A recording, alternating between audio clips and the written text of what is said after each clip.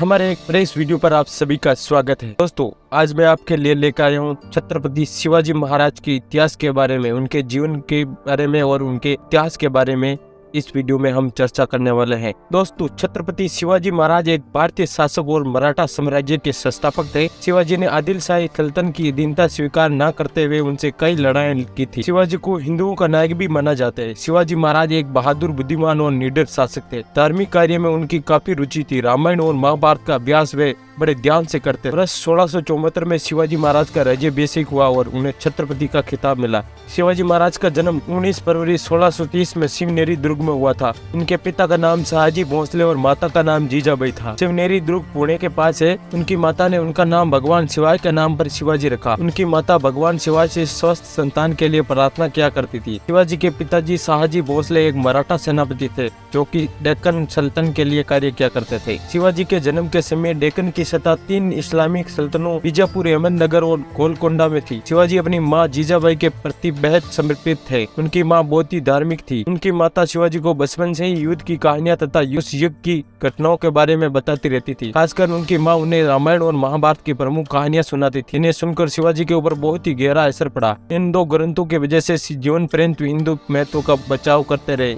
इसी दौरान शाहजी ने दूसरा विवाह किया और अपनी दूसरी पत्नी तुकाबाई के साथ कर्नाटक में आदिलशाही की तरफ से सैन्य अभियानों के चले गए। उन्होंने शिवाजी और जीजाबाई को दादोजी कोंडदेव के पास छोड़ दिया। दादोजी ने शिवाजी को बुनियादी लड़ाई में तकनीकों के बारे में जैसे कि घुड़सवारी, तलवारबाजी और निशानेबाजी सिखाई। शिवाजी महाराज ने वर्ष 1645 में आदिलशाही सेना को बिना सूचित किए कोडना किला पर हमला कर दिया। इसके बाद आदिलशाही सेना ने शिवाजी के पिता शाहजी को गिरफ्तार कर लिया। आदिलशाही सेना ने ये मांग रखी कि वे उनके पिता को तब रिहा करेगा जब वे कोडना का किला छोड़ देंगे। उनके पिता की रिहाई के बाद 1645 में शाहजी की मृत्यु हो गई। पिता की मृत्यु के बाद शिवाजी ने फिर से आक्रमण करना शुरू कर दिया। वर्ष 1659 में आदिलशाही ने अपने सबसे बहादुर सेनापति अफजल खान को शिवाजी को मारने के लिए भेजा। शिवाजी और अफजल खान 10 नवंबर 1659 को प्रतापगढ़ के किले के पास एक झोपड़ी में मिले। दोनों के बीच एक शर्त रखी गई कि वे दोनों अपने साथ केवल एक ही तलवार लाए गए। शिवाजी को अफजल खान पर भरोसा नहीं था और इसलिए शिवाजी ने अपने कपड़ों के नीचे कवच डाला और अपनी दाई पूजा पर बाग नख रखा और अफजल खान से मिलने चले गए। अफजल खान ने शिवाजी के ऊपर वार किया, लेकिन अपने कवच की वजह से वे बच गए और फिर शिवाजी ने अपने बाग नख से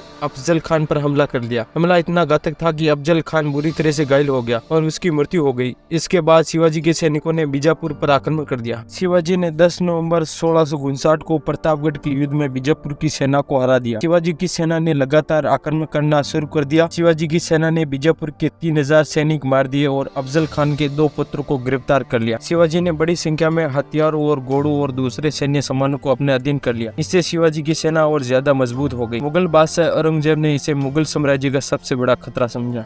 मुगलों के शासक औरंगजेब का ध्यान उत्तर भारत की दक्षिण भारत की तरफ गया। शिवाजी के बारे में पहले से ही मालूम था। औरंगजेब ने दक्षिण भारत में अपना मामा शाइस्ता खान को सूबेदार बना दिया। शाइस्ता खान अपने 1.5 लाख सैनिकों को लेकर पुणे पहुंच गया और उसने वहां लूटपाट शुरू कर दी। शिवाजी ने अपने 350 मावलों के साथ उन पर हमला कर दिया। तब शाइस्ता खान अपनी जान बचाकर भाग खड़ा हुआ और शाइस्ता खान को इस हमले में अपनी 3 अंगुलियां गंवानी पड़ी। इस हमले में शिवाजी महाराज ने शाइस्ता खान के पुत्र और उनके 40 सैनिकों का वध कर दिया था। शाइस्ता खान ने पुणे से बाहर मुगल सेना के पास जाकर शरण ली और औरंगजेब ने शर्मिंदगी के मारे शाइस्ता खान को दक्षिण भारत से हटाकर बंगाल का सूबेदार बना दिया। इस जीत के बाद शिवाजी की शक्ति और ज्यादा मजबूत हो गई थी, लेकिन कुछ समय बाद शाइस्ता खान ने अपने 15,000 सैनिकों के साथ मिलकर शिवाजी के कई क्षेत्रों को जलाकर तबाह कर दिया था। बाद में शिवाजी ने इस तबाही का बदला लेने के लिए मुगलों के क्षेत्रों में जाकर लूटमार शुरू कर दी। सूरत उस समय हिंदू मुसलमानों का हज पर पहुंचाने का एक प्रवेशद्वार था। शिवाजी ने 4000 सैनिकों के साथ सूरत के व्यापारियों को लौटने का आदेश दिया, लेकिन शिवाजी ने किसी भी आम आदमी को अपनी लूट का शिकार नहीं बनाया।